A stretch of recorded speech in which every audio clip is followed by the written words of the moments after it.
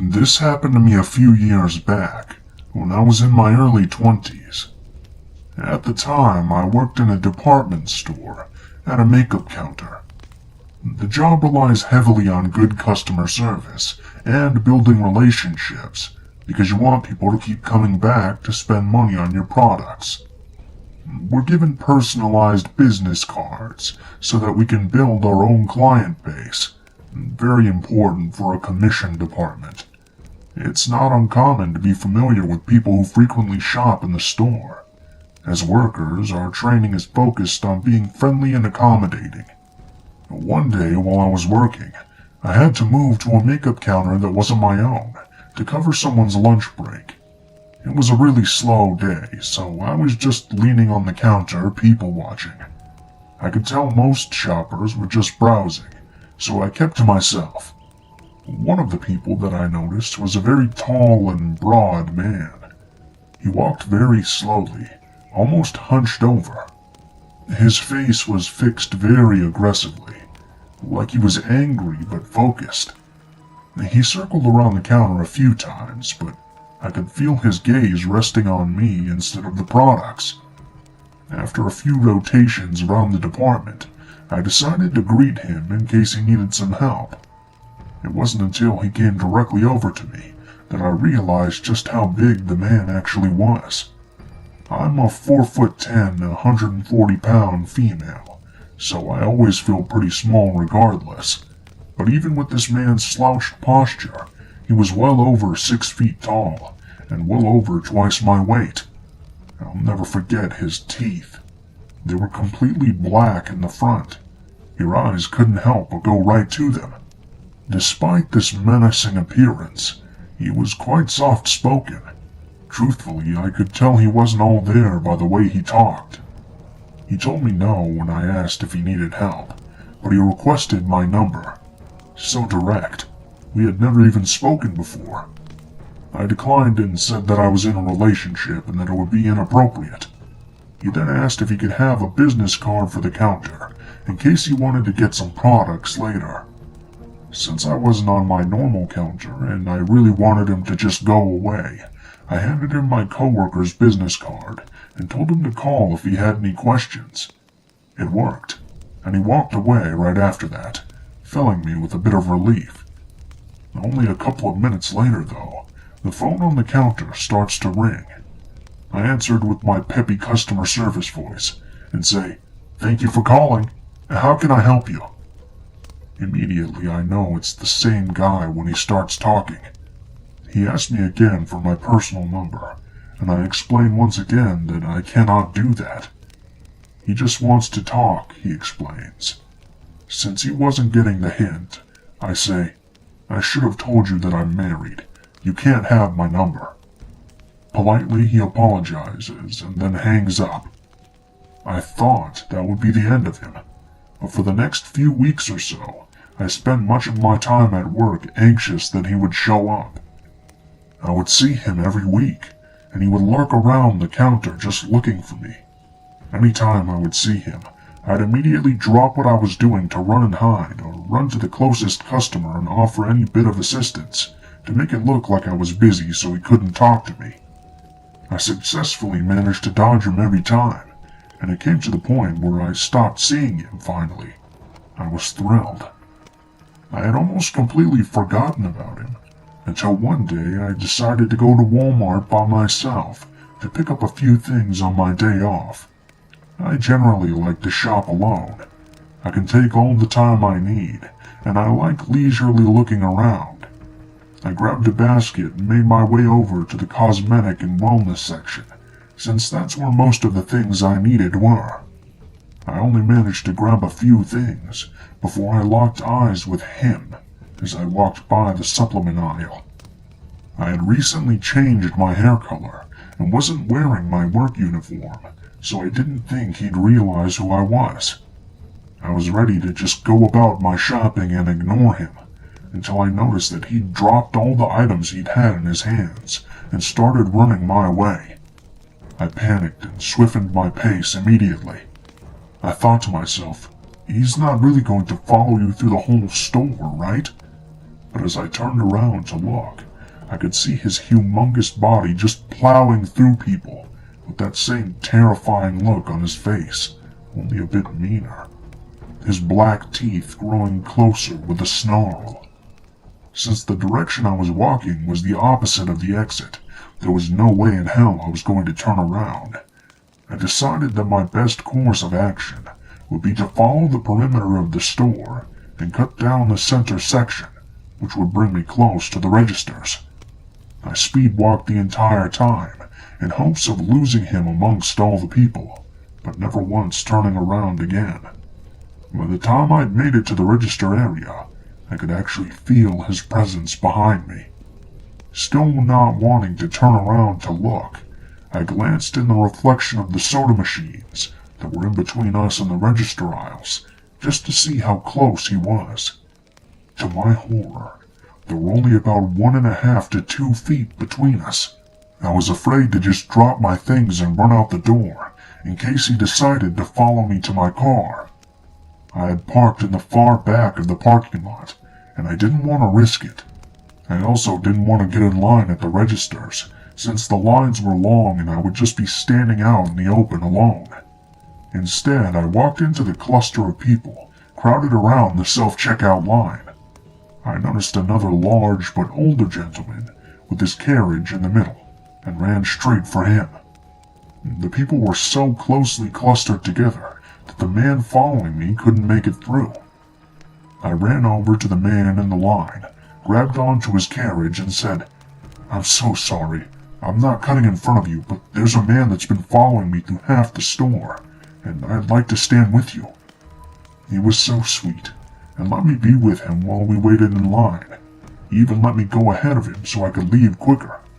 As I was cashing out, I could see in my peripheral vision my stalker staring at me and pacing about, but he couldn't come near me since the self-checkout is somewhat sectioned off. By the time I had finished and grabbed my receipt, I couldn't see him anywhere anymore.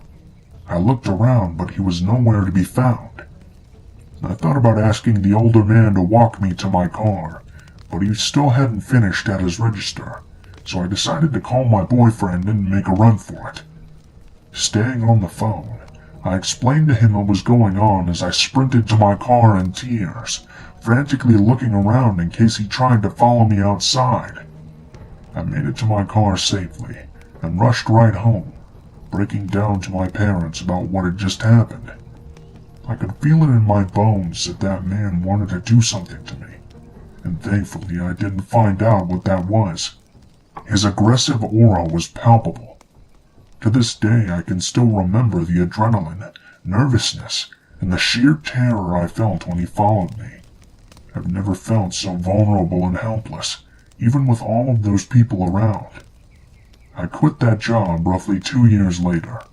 I had only seen him one other time there since the incident, but I live in constant fear that we'll cross paths again someday.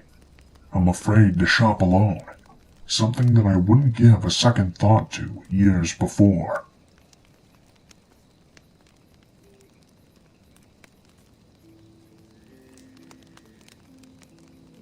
So I'm not sure I know where to start with this one, as it happened 10 years ago, and the trauma makes the memory fuzzy. But I'll try my best to be precise and accurate in my telling of this. For some context, I'm a short, almost 5-foot female, who's a bit on the fluffy side. Bob is incredibly tall, probably the tallest person I've ever met, with huge gauged ears, and can, when angry, look quite intimidating. He's never hurt anyone, though. The kind of guy that nurses birds back to health. You get my drift. I grew up in a small town, big enough to have a Walmart at the time, but small enough that you knew everyone, and everyone knew you. In high school, one of my best friends dated this guy we'll call Adam. He was a grade higher than us, and generally popular. At the time, I didn't think much about him, other than that he was my friend's boyfriend.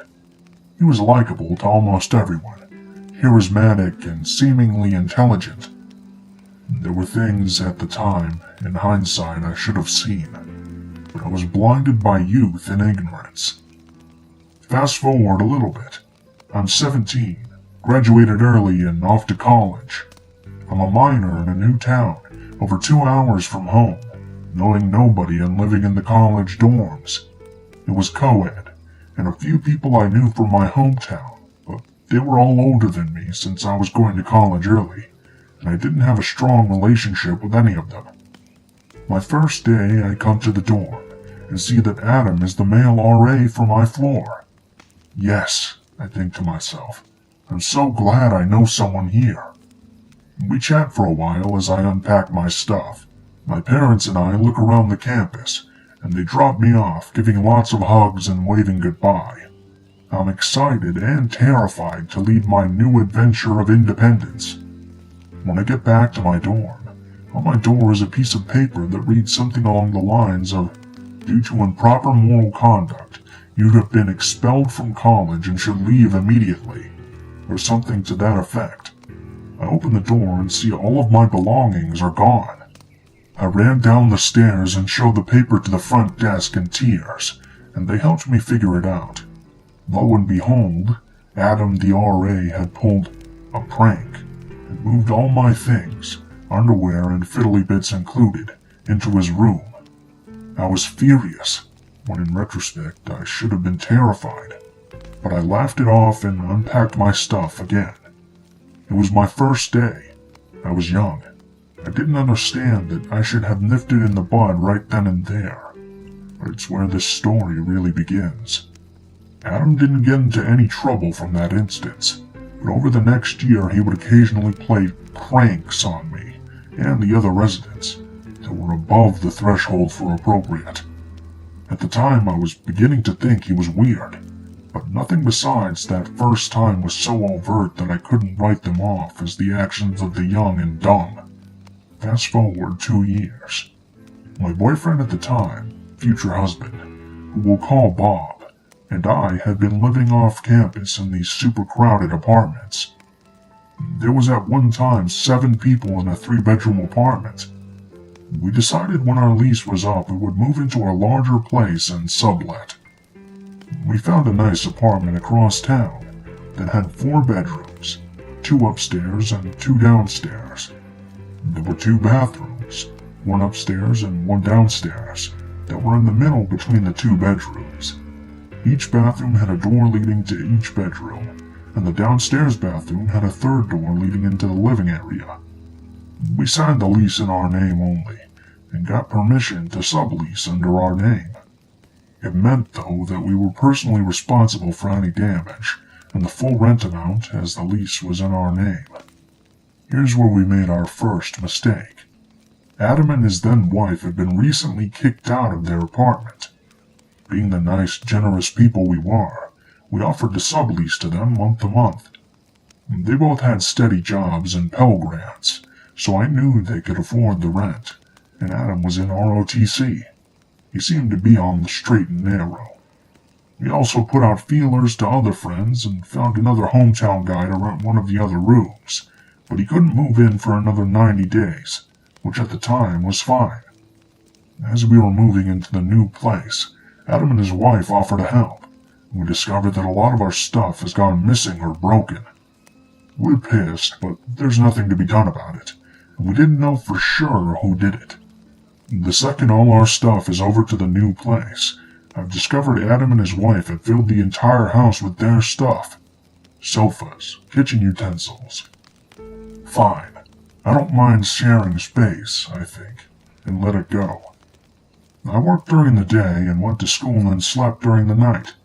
Adam and his wife went to school early in the morning, slept during the day, and worked overnight shifts as security guards. I started noticing some very expensive electronics coming through the house. I rarely saw Adam and his wife, but on occasion I would ask, "Hey, how much was that brand new projector?" And Adam's response was, "Covered by the worksite's insurance." It made me uncomfortable, but again, he was a prankster, so maybe he was just kidding. His family was very wealthy. Maybe they were just presents, right? About a month passes, and things are starting to get a bit weird. Each room had a separate deadbolt to it, so you could keep your room locked with the key only you had. I asked Adam and his wife not to get into my room, thinking back to the dorm days. I came home a number of times during the day to find things moved around. I thought it was my imagination at first, or Bob, but he vehemently denied moving anything. I started to test a theory by telling Bob I was going to place X on the nightstand, Y on the dresser, and Z on the windowsill, and not to touch them. I would come home to all of them being in different places. I thought I was going crazy. My room was deadbolted, so I started to try to figure out what was going on, when I noticed that the handle to the bathroom door that faced the living room had been flipped around, so it couldn't be locked from the inside. Weird, I thought to myself, but maybe it had always been that day. So, being the handy person I am, I grabbed my screwdriver and flipped it back around. Problem solved. I left a little note on the kitchen counter, saying something along the lines of, "Hey man, I fixed the downstairs bathroom. I'm going to keep it locked for my privacy. Let's have a house meeting soon. Let me know when you're available and we'll talk about it." I wanted to ask him if he had been getting into my room and set some boundaries. The next day the note was gone, but no response. I left for my daily activities to come back and find my room had been thrashed.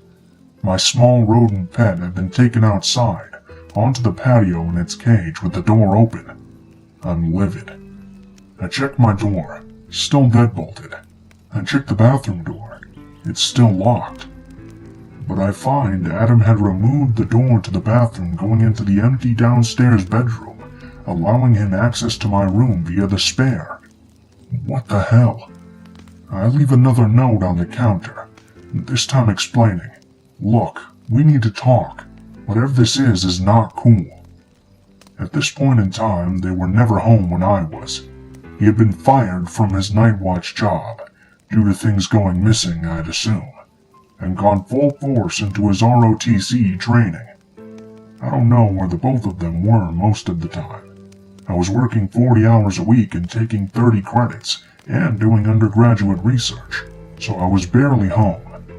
Bob was working 2 jobs and having to scooter across town, and then would come and see me after school on campus, so he was also rarely there. We found out later that Adam had been kicked out of college due to his behavior. Time passed and still no contact.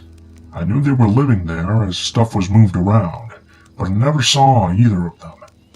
I stayed in my room for much of that period of time, as I thought maybe I was going crazy.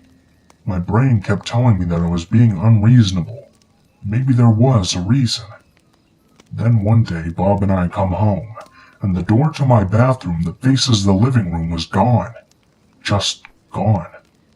This meant that to pee you had to do it in the open, with the whole kitchen and living room being able to see you, and all of the stuff in my room was trashed. My pets were outside again. My boyfriend's scooter was outside. Clothes were strewn about and stuff was missing. That was the last straw. I leave a note explaining, "This isn't cool," and put the door back on. I received a note the next day saying they removed the door because it's unfair we have to walk upstairs to use the bathroom if we're in the living room, and you kept locking the door. But the door was not replaced. I called up the apartment complex and explained what was going on, and asked if we could break the lease in the next month and transfer it to a studio apartment. They agreed and a plan was set.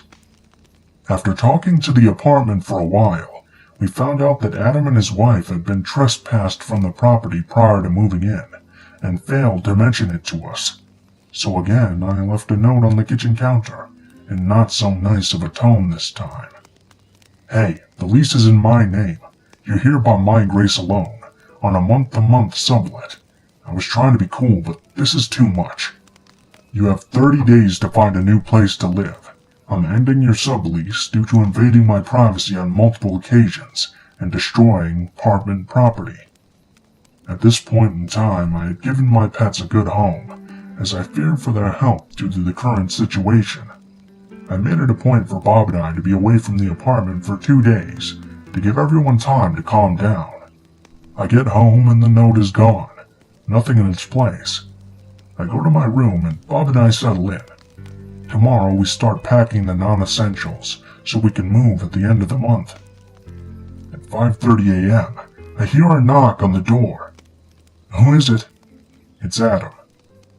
I go and unlock the door thinking he's come to talk to me about the eviction notice, and crack open the door. There, right in my tiny little face, is a gun. I can see straight down the barrel to Adam's calm, expressionless face.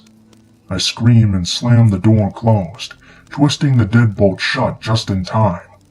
Bob is awake now, and he's running to the bathroom door and making sure it's locked. Adam starts slamming his body against the door and screaming about how he's going to kill me. This goes on for maybe 15 minutes. I'm amazed that the door held up, to be honest. Suddenly it goes quiet. Too quiet. I listen to see if I can hear what's going on outside. As soon as I can run across the room and grab my old faithful Nokia phone, I call 911 and explain the situation. The operator states, "There's a patrol car already on its way." That's weird, I think, but Bob and I huddle in the closet and wait. A knock comes at the door a few minutes later. I try to get out, but the sheer force of Adam's rage against my door has bent the deadbolt and made it hard to open, so Adam gets to the front door first. Him and his wife are talking to the officer by the time I get out of my room. They were well dressed and calm looking. I'm in my PJs and sweating, tears running down my face, and Bob was also disheveled. They were explaining to the police how they came to talk to us about an unfair 30-day eviction notice when we freaked out and began threatening them with violence. I try to butt in and explain my side of the story. A second officer arrives and pulls him outside to talk. I can hear that he goes on to explain that as the honorable ROTC soldier/police officer and his wife, who miraculously was now somehow pregnant, he was frightened for their lives when I started to threaten violence and worried about the health of their baby. I realized in that moment so many life lessons. Be the first to call the police. Make sure you know your optics. Learn the signs of a sociopath. And most importantly, don't have roommates. I tried to explain the situation to the officer. Told him about the gun. Showed him the deadbolt. But again, being young, dumb, and terrified, I didn't have any pictures of the mess they had made in my room, or the door they had removed, or any of the other weird things. I told the officer about how they had been trespassed off the property, how they weren't technically on the lease, how I suspected him of stealing from his work, but it all came out as a sleep-deprived, adrenaline-high ramble. Adam calmly handed a copy of his sublease and eviction notice to the officer, who proceeded to thank Adam for his service. I knew I was done for. The police informed Bob and I that we had to allow Adam and his wife the full 30 days, that we were not to talk to them or interact with them in any way during that 30 days, or Adam could call back and Bob and I would be arrested for continued harassment. For the rest of that month, Bob and I stayed in our room, only beelining for the door to go to work and come back. Every time we tried to leave to go into the kitchen or living room, there would be Adam telling us to get back into our room or he'd call the cops. If we had any money whatsoever, I would have rented a hotel room, but with the fees for breaking the lease plus college money, we were broke. For 30 days, he and his wife held us in proverbial hostage in our rooms. Finally, the night before the last day, I put out a note asking him to leave his keys so I can return them to the office. Guess what? He called the police. This time I make sure to control the optics. I'm dressed in the most innocent way possible, and try to explain how for 30 days I've been prevented from leaving my room, terrified of this man with a gun, and how I didn't want to break what the officer had asked of me last time by leaving the note. I also had a letter now from the apartment complex, stating they were trespassed. The officer took his keys and gave them to me. They finally move out. As I'm doing a final walkthrough, when I find he has overflowed the upstairs bathroom with water and put a hairdryer in the sink. He rigged it to turn on when I opened the door. Joke's on them though, as there was a GRE switch they plugged into it, and countless sex toys were strewn about the place. Bob and I move into our studio, but for years afterwards we would find ourselves somewhere and notice Adam behind us, following us wherever we went. The gaslighting had been so bad that it took a long time to realize we weren't crazy. I had nightmares of that month of hiding, of him shoving the gun in my face, of being somewhere and him turning up. The sheer sight of him made me nauseous, and vomit on more than one occasion. After college, Bob and I moved back home. We were living our lives, the event far behind us. One day I buy a newspaper to see the front page reads, "Local hometown hero Adam to have parade in his honor," and an account of how he had injured his leg while serving. Yup, there was a parade.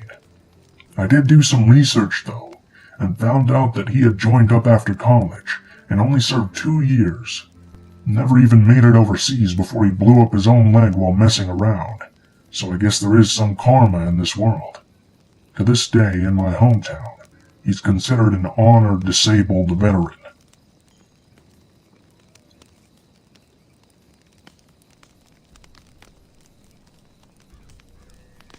I posted this story earlier today on Entitled Parents, and have had a few suggest I post it here as well.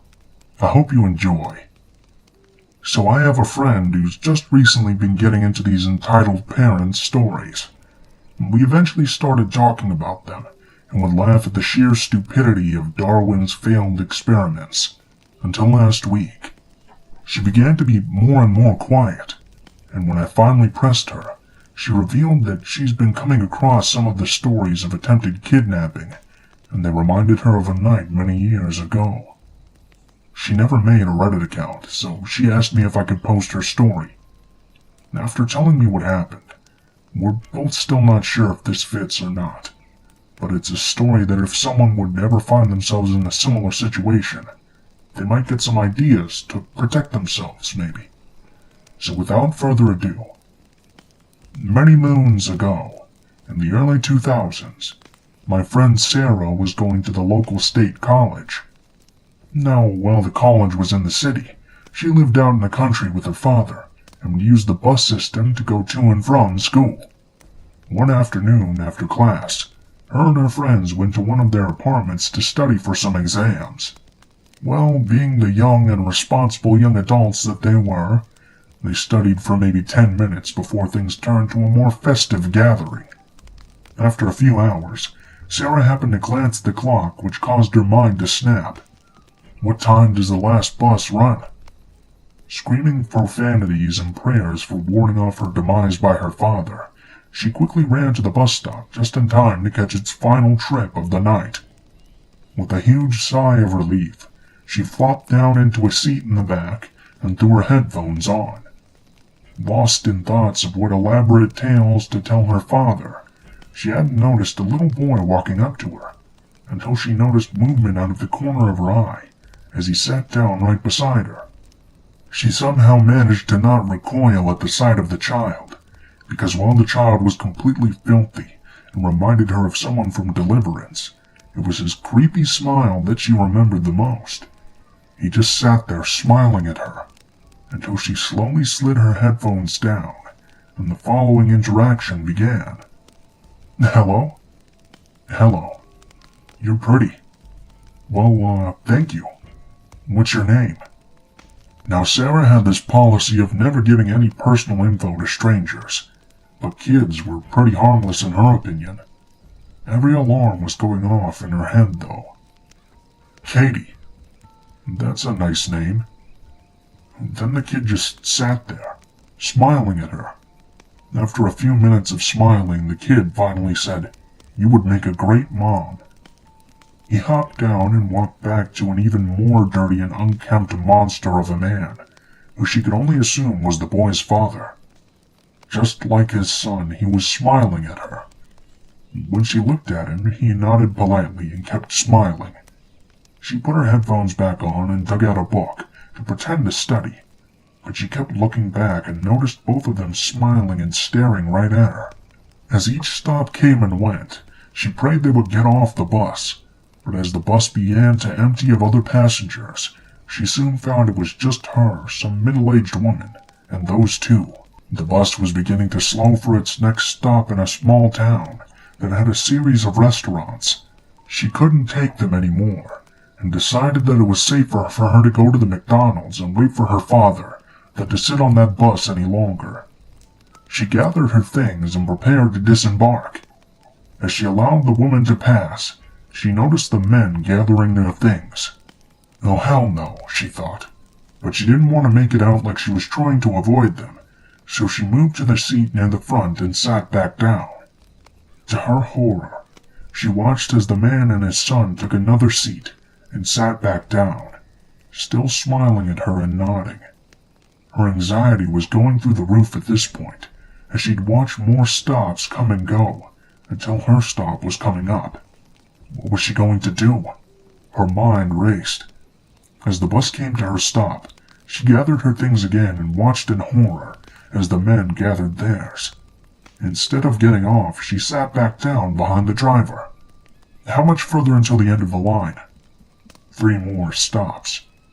Sarah leaned in and told the driver about the man and his son, and asked if it was possible to have the police there when they arrived. The driver looked into the mirror and told her he'd take care of it.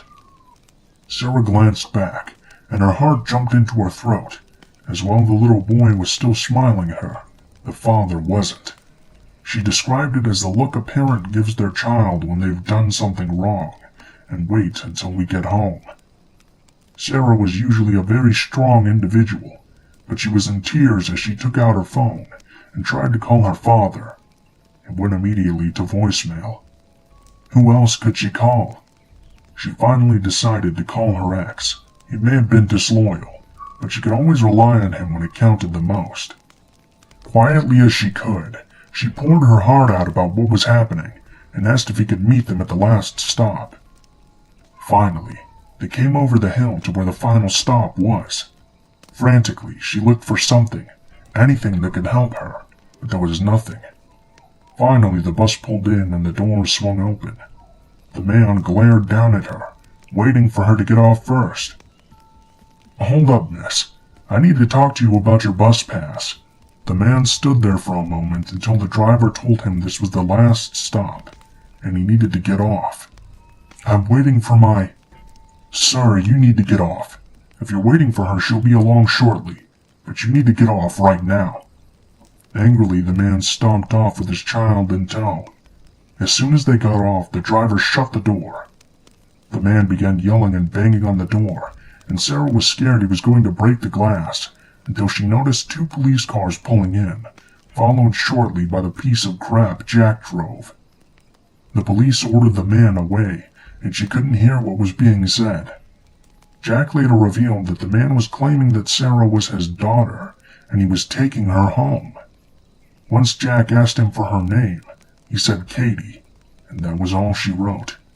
In the end, the man got into a fight with Jack and the officers, but was finally arrested.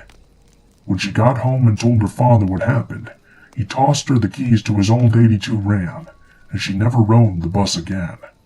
It was loud and a pain to drive, but she never felt safer. She did ride the bus one final time after that, to deliver a plate of cookies to the driver who saved her life.